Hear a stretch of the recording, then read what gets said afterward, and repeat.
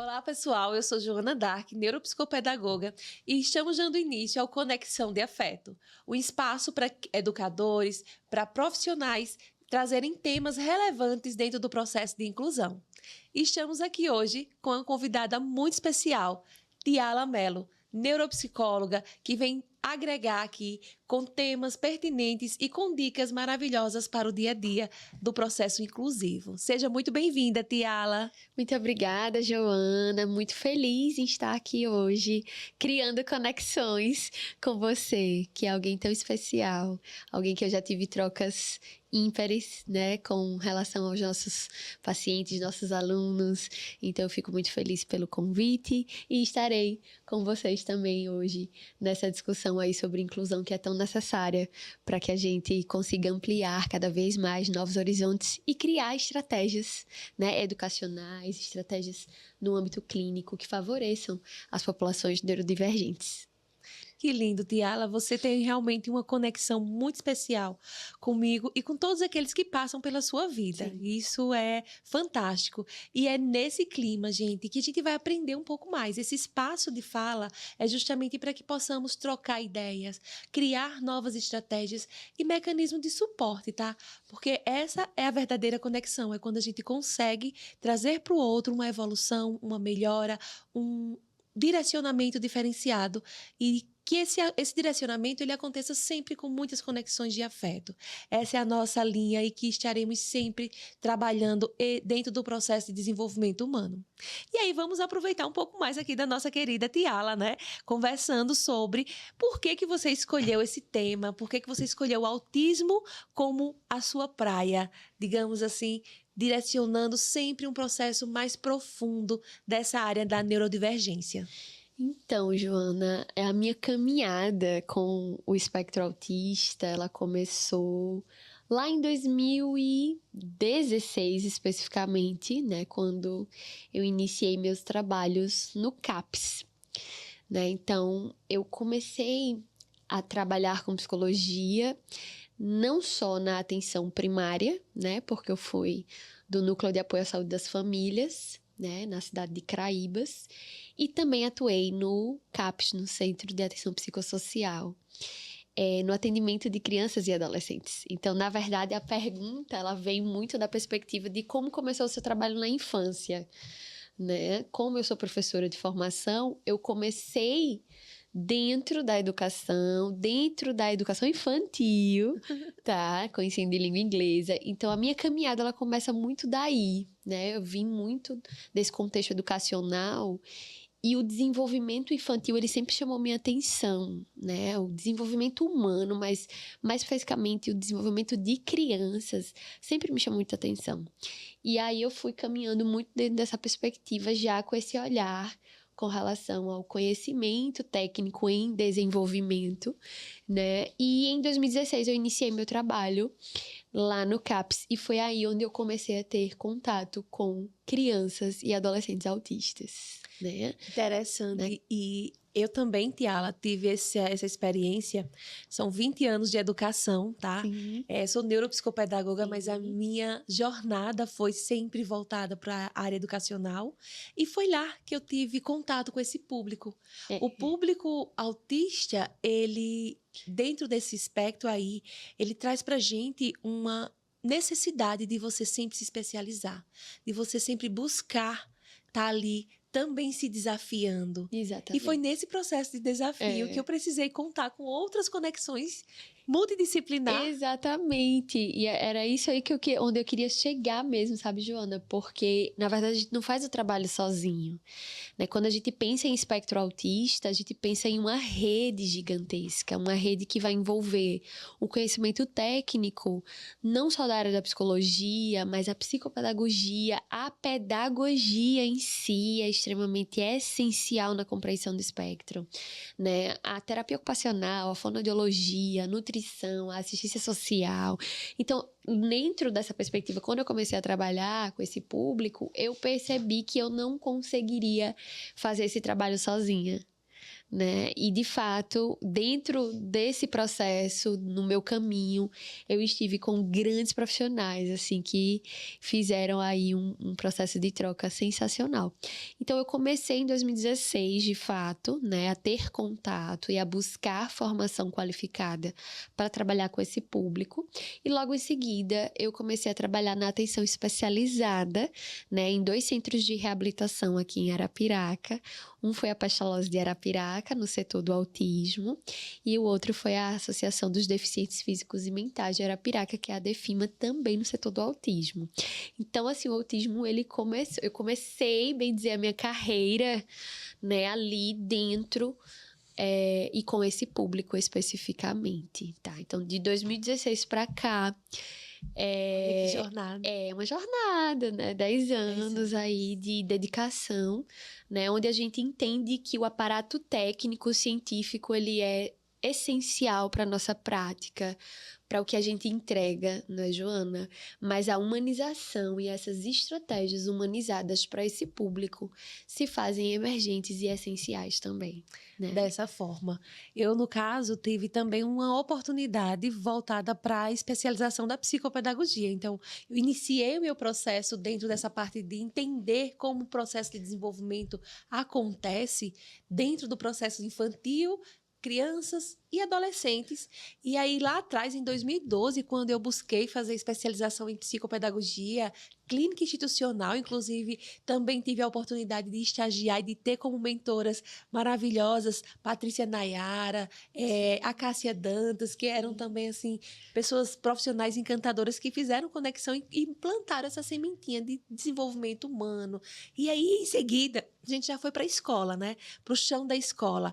E aí, mesmo em outras áreas de gestão escolar, de suporte, dentro do processo de mentorar ali e acompanhar todo aqueles educadores, eu me via na necessidade de sempre buscar algo novo, algo que pudesse trazer na prática como o cérebro da criança se desenvolve e que conexões são essas que precisam ser realizadas para que ela possa desenvolver e virar a chavinha do conhecimento, da aprendizagem.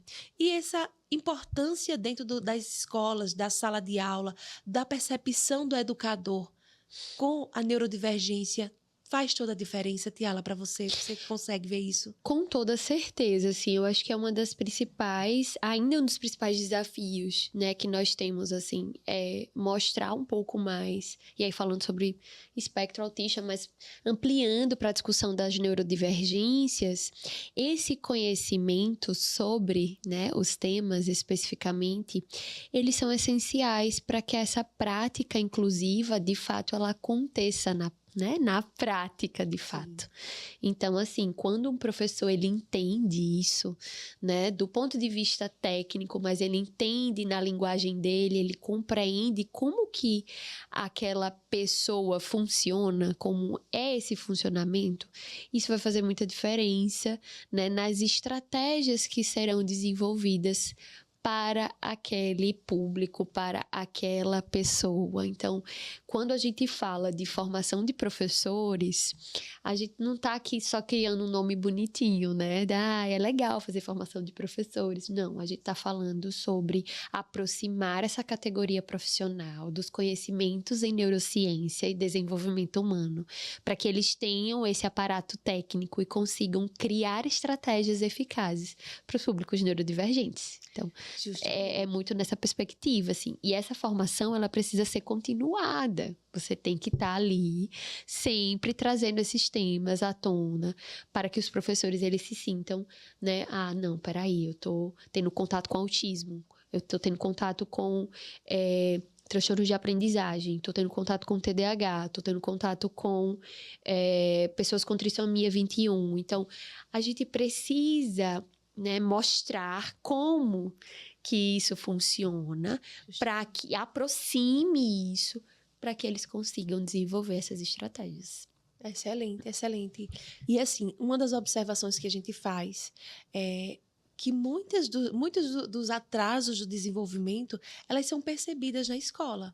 Então, a importância do educador, a importância de fato, a gente perceber que o primeiro espaço ali a ser investigado, a ser sinalizado, porque muitos pais, gente, eles conhecem o filho, mas eles omitem algumas necessidades ali que já estão presentes desde os primeiros meses de vida. Exatamente. E às vezes até por medo, tá?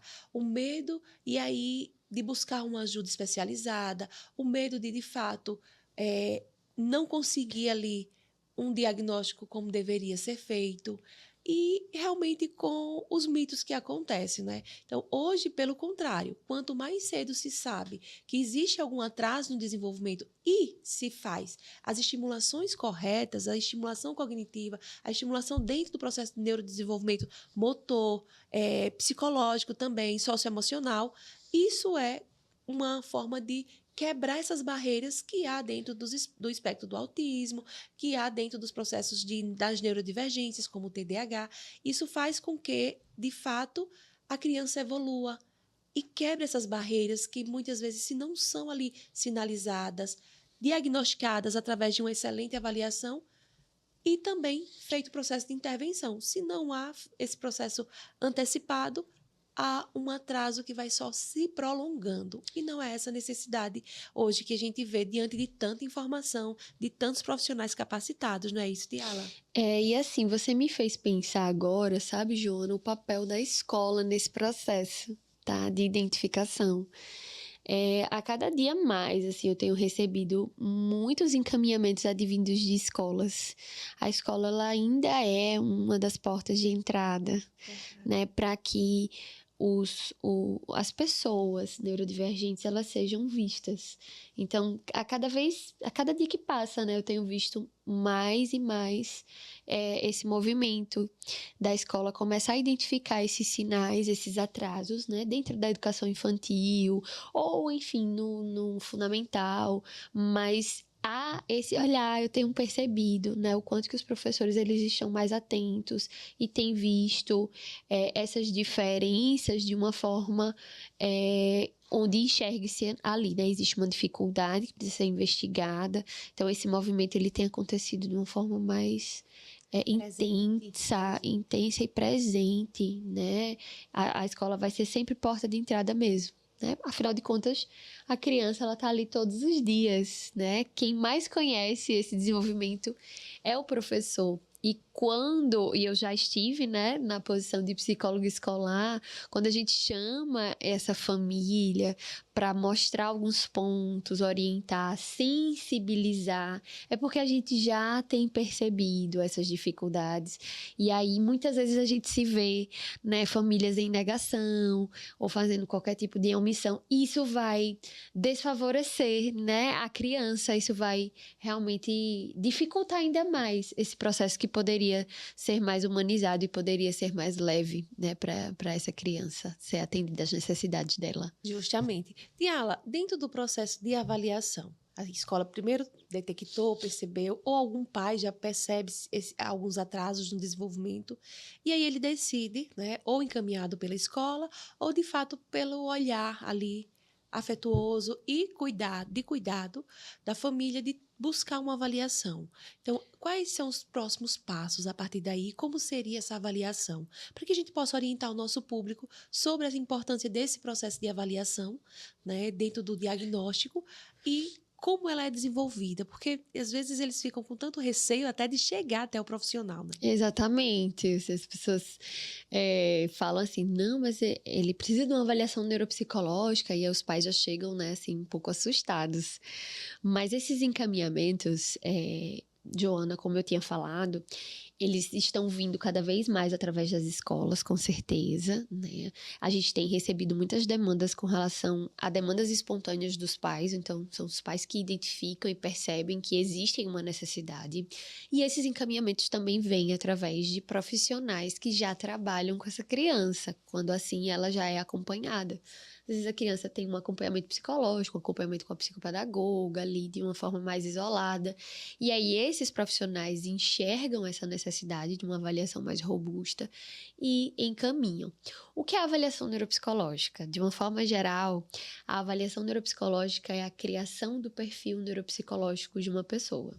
Então, a gente vai fazer ali uma análise dos perfis em forças e fraquezas e como que essas forças e fraquezas elas estão em funcionamento. Então, a avaliação em si, ela vai trazer um pouco, né, do funcionamento cognitivo, né, de forma geral, como é que essa memória, essa linguagem, essa atenção, as funções executivas, elas estão funcionando, tá? Através de testes neuropsicológicos, através de baterias ecológicas, onde a gente vai identificar ali mais questões relacionadas a comportamento, a personalidade. Então, vamos fazer a construção desse perfil de forças e fraquezas, levantando possibilidades diagnósticas, se assim houverem. Mas o objetivo principal é a criação desse perfil de funcionamento. Como é que essa criança funciona? O que é que está em prejuízo? O que é que precisa melhorar?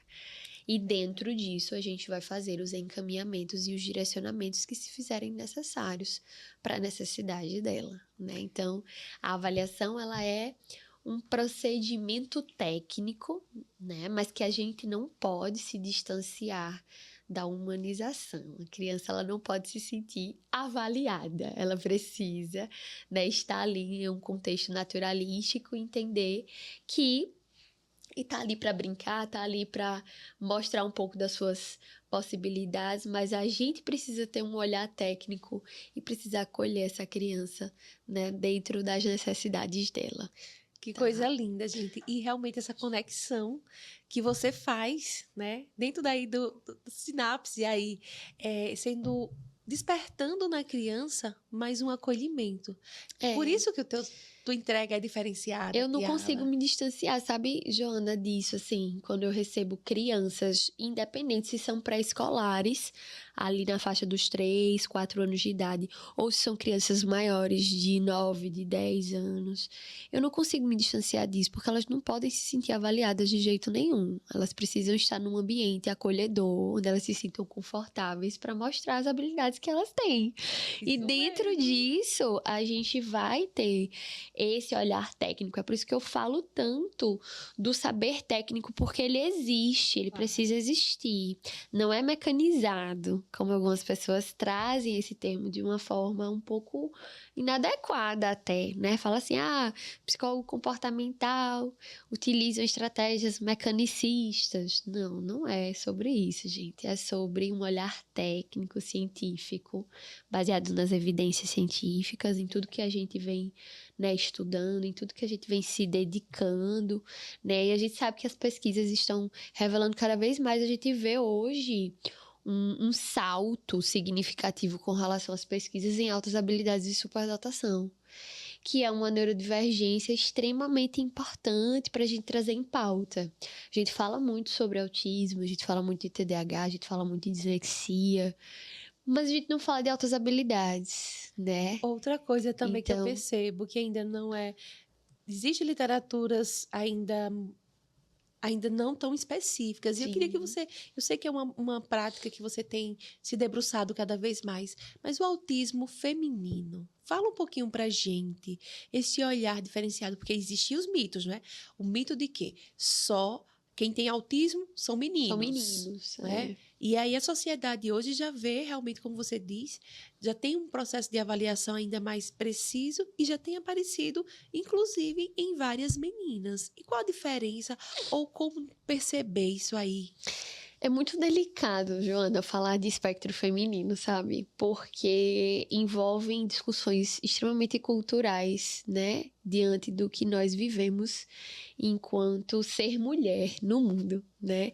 As primeiras pesquisas em autismo, e a gente sabe disso, né? Popularmente foram conhecidas por o Jean Asperger, né, que foi uma das pessoas, um dos pesquisadores principais. Mas antes de Asperger, a gente teve pesquisadoras mulheres, né? E por uma questão de gênero, nós não tivemos a acessibilidade visibilidade e o destaque necessário na época por serem mulheres. Então, existe aí uma discussão de gênero envolvida, inclusive para a gente explicar o espectro feminino, né? Mas, quando a gente fala hoje do espectro feminino, hoje nós temos cada vez mais um olhar amplificado e até mesmo o uso dos protocolos que estão beneficiando e observando e olhando para essa menina, essa mulher que existe, né? Então, por muitos anos, esses protocolos, eles foram muito voltados ao público masculino, até na forma das manifestações clínicas, na forma como, né, alguns sinais eles se manifestam nos meninos. É totalmente diferente nas meninas, né? E aí eu não tô falando só dos níveis de suporte que são diferentes, Sim. mas as formas de apresentação mesmo. E aí por isso a necessidade de um olhar robusto, técnico da avaliação neuropsicológica nesse processo. Não que a avaliação neuropsicológica seja obrigatório para o diagnóstico de autismo, não é, gente. Mas a avaliação psicológica, ela dá conta disso, tá? Existe uma diferença. As pessoas acabam generalizando, né? Mas não que a avaliação neuropsicológica seja obrigatória, ela é essencial, tá? Mas por questões de custos, enfim, até de acessibilidade à população, nem todo mundo consegue ter acesso. Então, é necessário falar sobre isso também, quando a gente fala de acesso ao diagnóstico, né? Quando você fala assim, me vem uma forma de percepção de, assim, a ideia como você colocou. A avaliação, ela é justamente para mapear ou para criar ali um direcionamento funcional de entender a funcionalidade daquela mente. Como ela, exatamente. De como é que aquele serzinho funciona. ali, ele funciona. Então, se é uma opinião minha, assim, mas eu acho extremamente importante e necessário dentro do processo. Sim. Porque é a partir daí que chega quais são as habilidades que você vai precisar estimular, quais são as áreas, as grandes barreiras são identificadas através de avaliação. Porque às vezes aparecem coisas ou muito intensas, comportamentos muito intensos e que são disfuncionais ali dentro do processo. Isso. E que se não houver avaliação, não vai saber quais são os caminhos que a gente vai percorrer dentro da neuropsicopedagogia, dentro do processo de evolução escolar da vida acadêmica dessa criança, jovem ou adolescente.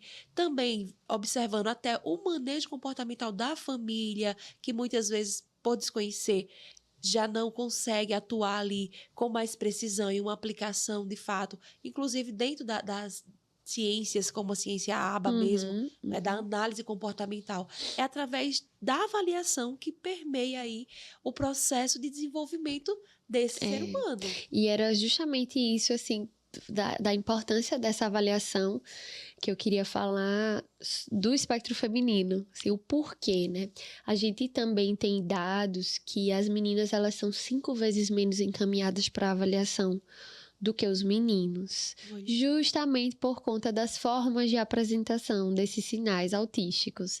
Então, nas meninas, a gente tem um fenômeno chamado camuflagem social, vem do inglês masking, né? E aí, entende-se que essa menina, ela vai tentar caber e vai tentar desenvolver ali, copiar formas de apresentação, copiar comportamentos, como forma de se adaptar naquele contexto. O resultado disso é a exaustão, é o burnout autista, que é um termo que a gente está usando muito agora. Isso muito utilizado no contexto do espectro feminino. Então, a gente hoje está lidando, né, com mulheres em burnout autista. Mulheres que estão recebendo diagnósticos tardios em autismo, devido a toda essa história de camuflagem, a todo esse histórico de tentar caber, de tentar estar inserida. E quando chega no final do dia, essa mulher, essa menina, ela está extremamente esgotada, né? Essas interações sociais, os estímulos sensoriais foram extremamente intensos e fizeram essa mulher colapsar. Então, isso é um movimento que tem acontecido bastante, a gente tem visto muito. Eu tenho recebido cada vez mais mulheres na faixa dos 30, 40 anos, né, recebendo diagnósticos tardios em autismo, e o impacto disso está justamente na saúde mental dessas mulheres, né? Então, falar de espectro feminino é falar sobre diagnóstico tardio, né? Justamente pela falta dos equipamentos e protocolos que beneficiassem mulheres. Hoje a gente já está vendo um caminho diferente, a gente já está em um outro momento, né, para avaliação de meninas e mulheres, certo? Interessante. E o mais importante, gente, é a informação chegar, tá? O mais importante, de fato, é a gente entender que buscar especialistas vai trazer para você e para o seu filho ou aquela pessoa que você quer, de fato, melhorar, desenvolver, é justamente a percepção de se olhar e olhar para o outro de forma afetuosa, trazendo realmente essa conexão para entender como o outro está funcionando. E aí, se há barreiras, se há dificuldades, vamos cuidar. A importância de uma observação especialista, clínica, seja na criança, no jovem ou no adolescente e até no adulto. No caso, você também faz avaliação com os adultos, não é isso? Faço, sim. Hoje Qual o a meu sua faixa público, etária geral? a Assim? minha faixa etária hoje vai dos 2 anos e meio, né? Eu comecei com os pré-escolares, isso sempre foi o meu público-alvo, né? Os bebês. Mas eu sempre trabalhei com crianças e adolescentes, né? E ampliei, né? Já tem mais ou menos 5 anos que eu já venho trabalhando com avaliação de adultos também. Então, o meu limite ali de adultos é até 45 anos. Existe protocolos para isso. Existem protocolos para isso, né? Então, na avaliação do espectro autista, principalmente, hoje a gente tem totais condições, né, de avaliar um perfil intelectual, que é tão importante, né, na avaliação do desenvolvimento, na avaliação da cognição, o perfil intelectual em uma criança de 3 anos de idade. Há pouco mais de 6, 7 anos atrás, isso não era tão possível, né? Porque nós não tínhamos testes específicos para isso. Hoje nós temos. Então, dentro, né, de cada faixa etária, o profissional ele precisa estar atento, né, às faixas etárias. E hoje, cada vez mais, nós temos protocolos robustos que deem conta, né, dessas fases do desenvolvimento. Joana. É isso aí, mamães e todos aqueles que convivem com crianças, jovens e adolescentes, mas também dentro do processo adulto. Existe, claro, uma cartilha que se chama Os Marcos do Desenvolvimento Infantil, que mesmo saindo da primeira infância, é importante a gente perceber se ali já foram conseguidos alcançados, né? Aquelas métricas ali, elas são importantíssimas. Não são, de fato, a barreira para você dizer assim, eu não sou criança, mas eu não vou me observar dentro dessa habilidade, dentro desse contexto. Mas é necessário que eu conheça e que eu observe dentro do processo de desenvolvimento para que eu consiga, de fato, ter uma linha de o que é que eu ainda preciso evoluir, o que é que eu ainda preciso desenvolver, seja na criança, no jovem, no adolescente, como a gente começou a dizer, e até a parte psicossocial, que às vezes é tão presente, é uma das maiores barreiras, tá, gente? Dentro do espectro do autismo. E aí, assim, hoje a gente percebe que essas barreiras, elas não eram identificadas há 20 anos atrás, como hoje a gente tem mecanismos para isso e às vezes a informação, porque realmente o conhecimento ele liberta, não é? O conhecimento ele traz ali possibilidades incríveis para o desenvolvimento humano. E é nisso que a gente acredita. Uma das coisas importantíssimas, gente, no processo de avaliação, agora trazendo um pouquinho para as minhas experiências, é o processo de criação de vínculo, gente. Se não houver uma criação de vínculo ali, o acesso ao outro não vai acontecer. Não acontece. Esse acesso ele precisa ser, de fato, estabelecido nas primeiras sessões, no primeiro contato da escola com a criança, com a família, né? No primeiro momento que você está ali criando esse protocolo. Porque todo protocolo, gente, ele é apenas um direcionamento. Mas, de fato, a avaliação e as intervenções pós-avaliação para a evolução do processo de desenvolvimento, ela acontece quando se tem o acesso à conexão certa a essa criança, a esse jovem, a esse adolescente. Essa conexão é necessária para que ele possa se permitir ser acessado e a gente consiga quebrar essas barreiras que há dentro do processo de desenvolvimento e, de fato, a aprendizagem aconteça. Isso faz toda a diferença. Faz muita Tiala. diferença, Joana. Quais seriam as dicas principais aí que você gostaria de deixar para a gente e orientar aí dentro desse processo? Você trouxe, tem tudo a ver com o seu projeto, né? Conexão de afeto.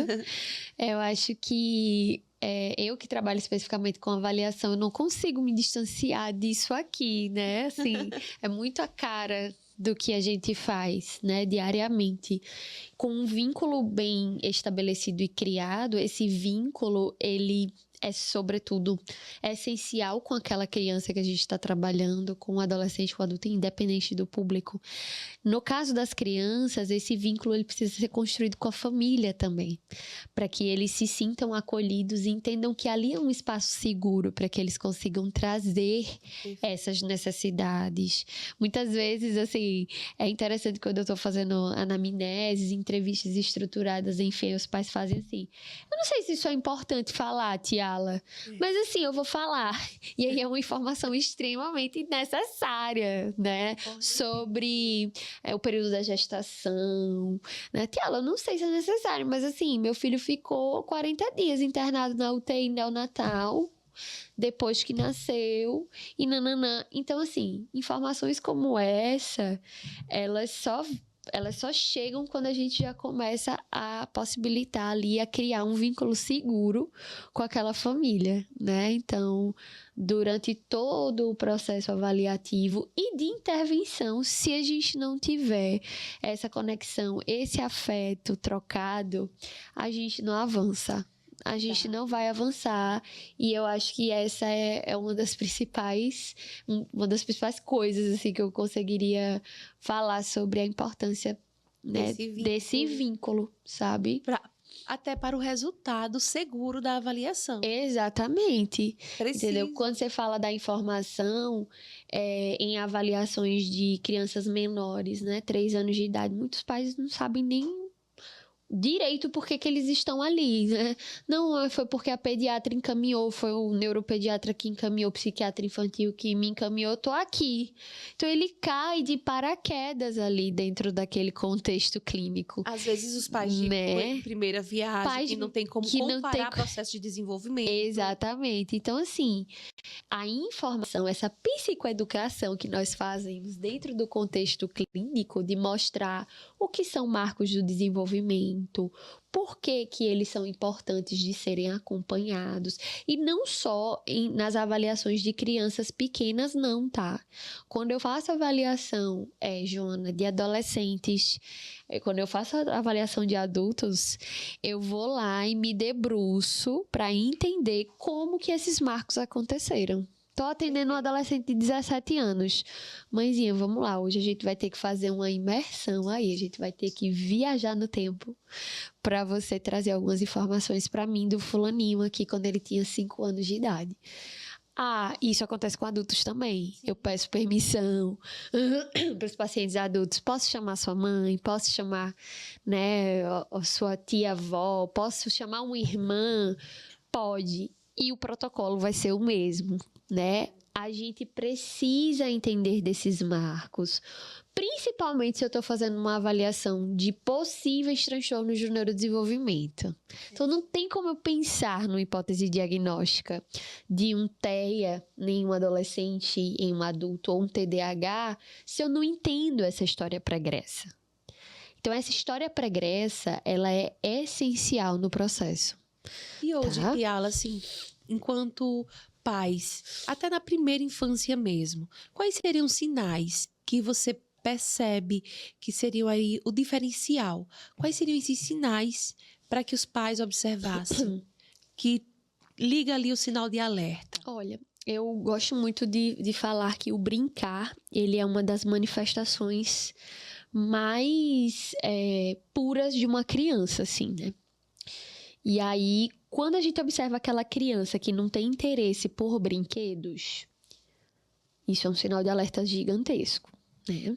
A criança, ela simplesmente pega o brinquedo, manipula, joga pra lá, mas ela se interte e fica mais tempo, por exemplo, com as panelas, com as caixas de papelão, com outros objetos que não são brinquedos, Esse é outro alerta, né? São muitas vezes o momento disfuncional que você, enquanto pais, Exatamente. não percebe. Exatamente. Essas disfunções, gente, atraso na fala, atraso motor até no buscar, no olhar. Eu estava esses dias fazendo a unha com a minha manicure e, assim, engraçado, Tiala, que a gente não deixa de ser avaliador ou Não. analista do comportamento, onde quer que a gente chegue, né? A gente E aí, luta, né, para não perceber, mas E aí eu enfim, observando e ela falando: Ah, Joana, me conta como é que tá aí. Olha para minha criança, né? Vou falar o nome da criança assim. Olha para minha criança e vê. Que coisa linda. A criança buscando o tempo todo ali os estímulos, brincando com o irmão, interagindo. Todo mundo chegava, ela percebia, ela olhava. Então, uma criança de 6, 7 meses, ela já demonstra começa. esse interesse por estímulos externos. O olhar, ela faz sim a troca de olhar com aqueles que estão ali ao seu redor, tá? Ela demonstra sentimentos também ali dentro do processo de afetividade, expressões de sorrisos funcionais, tá, gente? Porque os sorrisos disfuncionais também, às vezes, confundem um pouquinho. O atraso realmente no processo motor, a gente também tem que estar observando isso. E quando chega na fase escolar, é o cuidado maior, que é o processo de desenvolvimento realmente da aprendizagem, da cognição. Que aí começa a ser percebido, de fato, as comparações entre os coleguinhas, entre os pares da mesma idade e, consequentemente, começa a discrepância. Por isso que quanto mais cedo a gente observar esse processo de desenvolvimento, mais vantagens teremos na evolução das intervenções neuropsicológicas, neuropsicopedagógicas. Isso faz a diferença na vida, transforma e muda vidas, sim, gente. Você falou, assim, dos sinais bebezinhos, né? E muitas pessoas perguntam, é possível identificar sinais do espectro autista em bebês antes de 1 ano de idade? É possível, gente. É muito possível, entendeu? Sinais, não diagnóstico preciso. Não diagnósticos, exatamente. Mas sinais a gente consegue observar. A Joana trouxe pontos extremamente importantes, né? O contato visual, essa interação da criança, a resposta dela através dos sorrisos, dos olhares, a busca pelos estímulos. Então, isso já é possível da gente observar, né? No espectro, a gente já vê aí um comportamento um pouco mais apático, né? Inclusive, essa questão do sorriso social, né? Isso é bem falado, assim, do quanto que algumas crianças, elas apresentam uma expressão facial mais fechada, elas não têm tanta responsividade, né? São os sinais mais evidentes ali. Quando elas ficam maiores, ali na faixa dos 2 anos e meio, né? 3 anos é onde a gente começa, de fato, a ver outras questões, né? Em apresentação. Possíveis alterações no campo motor, quando há na ponta dos pés, né? A marcha em pé equino, a responsividade no olhar, os atrasos na comunicação, né? Aquela criança que não consegue pedir, né? Fazer o uso realmente da linguagem verbal e não verbal, né? E não aponta, não pede. Então, a gente começa a ver ali que na fase dos 3 anos de idade ela não tem isso, né? Os interesses pelo brincar, por isso que eu comecei falando do brincar, porque isso é sensacional. As pessoas acabam naturalizando muito. Mas é porque ele só gosta de brincar com caixa de papelão, com panela, mas isso não é brinquedo. A criança, você vê lá, tem uma série de brinquedos e ela não se interessa pelos brinquedos. Primeiro ponto é a gente ir lá, se debruçar e mostrar para ela como é que usa, né? Mostrar essa funcionalidade. Outro ponto que a gente precisa prestar atenção, Joana, e aí independente de faixa etária, é a exposição precoce de telas. Isso, né? É tema justamente para um próximo momento, né? De fato, é algo que, assim, a gente precisa ter atenção, o cuidado e o principal, que a gente consiga manter as nossas crianças o mais distante possível. Que eu sei que hoje em dia, né? Não tem como. Hoje em dia a gente está numa era totalmente tecnológica, mas assim, é só para analisar, né, gente? Se a criança ela tá ali extremamente focada naquele dispositivo eletrônico, e ela passa horas sendo exposta àquilo ali, 1 hora, 2 horas, 3 horas. Isso eu tô falando de uma criança de 1 ano, tá? Passar horas ali olhando o desenho. Em algum momento, as conexões, né? As sinapses, elas vão parar de funcionar, porque ela vai estar ali só hiperfocada naquele estímulo. E o restante que precisa ser estimulado, como é que fica? Justamente. Entendeu? Então, assim, é muito perigoso o que a gente está vivendo hoje, da exposição precoce dessas crianças a telas e o quanto que a gente tem impactos na qualidade da linguagem, no comportamento, porque você observa que as crianças elas aumentam irritabilidade, tempo de espera não existe, extremamente estressadas, por conta do nível, né, de estresse ali e de liberação de cortisol frente àquela exposição que está sendo muito intensa. Então, essa é uma realidade que nós, profissionais da saúde como um todo e educadores, a gente está vivendo diariamente. Eu diria que é um dos maiores desafios. Se você me perguntasse assim, Tiela, qual é o maior desafio hoje da psicologia? Acho que um dos maiores desafios hoje da psicologia é justamente como que as pessoas estão fazendo uso dos dispositivos digitais. Verdade. Né? E o quanto que isso impacta na nossa saúde mental, e a gente precisa ter um cuidado, né, gigantesco para conseguir, né, dividir, é tela ou é teia? A pergunta é essa, né? Porque alguns sintomas ali, a partir da abstinência, vão aparecer. É verdade. Né? Então, assim, é um dos desafios maiores hoje que nós estamos vivendo. Assim, para quem está vivendo essa era digital hoje, eu acredito que seja um dos maiores desafios. E a gente precisa zerar o máximo que a gente puder, porque criança aprende na experiência, na conexão. Experienciando e com os estímulos certos. E, Não assim, adianta. esse foi o nosso primeiro podcast, tá? Podcast com conexão, com muito afeto, a qual eu venho agradecer a você, Tiala, por essa participação, por manter sempre vivo essa conexão de afeto com todos que chegam à sua vida e que você busca ali. É uma fonte que a gente ama beber, né? De conhecimento, mas também que une esse conhecimento com muito afeto, com muito respeito ao próximo, com muita atenção e intencionalidade em tudo aquilo que você está ali podendo contribuir. Então, meus sinceros agradecimentos, vou deixar aqui você fazer seus agradecimentos para que todos, e convidar mais, que todos possam ali estabelecer um momento de parar um pouquinho, observar e contribuir também, tá? Com certeza. Joana, a minha mensagem, né, para quem está assistindo do outro lado, como profissional da saúde mental, é falar sobre a importância do tempo de qualidade.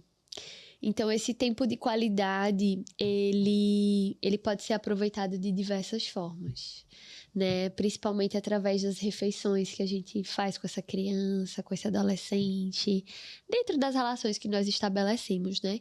Então, uma refeição é um tempo de qualidade, né? A hora do banho é um tempo de qualidade, pode ser um tempo de qualidade também. Não é só uma obrigação, não precisa ser só uma obrigação. Né? Para pais, assim, mães, eu vejo que essa fase ela é muito rápida, ela passa muito rápido, né? Se a gente for pensar, a infância aí, ela vai até os 10 anos de idade. Então é muito rápido, passa muito rápido. A partir disso, a gente já vem a pré-adolescência e a adolescência. Então, as fases, elas passam assim. Então, o meu recado de hoje vai ser: estabeleça sempre esse tempo de qualidade e aproveite cada experiência vivida, tá? Eu acho que esse é um dos meus principais recados. E quero agradecer, Joana, pela oportunidade. Eu acho que iniciativas como essa sempre vão ser muito bem-vindas quando a gente fala de acesso à informação, né? As pessoas precisam entender por que nós existimos, por que a minha especialidade, a neuropsicologia, existe, por que a neuropsicopedagogia existe. Nós existimos porque existe um motivo muito maior, né? E nós nos dedicamos e todos os dias. Então, é muito bom estar perto de profissionais como você, que a gente sabe que se dedica todo dia para entregar realmente ali ética, compromisso, né, com todos os nossos pacientes, clientes, isso é essencial. E a humanização, né, o afeto que é entregue nesse processo todo. Então, eu quero agradecer pelo convite, foi muito bom. Foi muito bom criar conexões hoje também. A Ensinapse também cria conexões com conexões de afeto. E né? deixa aí seu @, para que todo mundo possa te acompanhar e beber dessa fonte. Ah, sim. Então, eu estou nas redes sociais através do meu perfil @psicotialamelo, Tiala com TH, e @Ensinapse também, que é a minha empresa de consultoria. Que lindo, gente. Gente, o Conexão de Afeto agradece e assim, é extremamente feliz por ter você na minha vida profissional, na minha vida Obrigada. pessoal. E digo a você, Tiala, sou uma eterna admiradora sua. Busco sempre estar ali entendendo processos e me conectando a pessoas que de fato têm essa contribuição, que faz um trabalho com compromisso, com afetividade, com respeito, que isso faz toda a diferença. Então, muito obrigada por contribuir com a gente, que essa estreia não poderia ser diferente, a não ser com alguém de fato tão especial na minha vida, inclusive na intenção de fato, desenvolvimento pessoal. Muito obrigada, Tiala.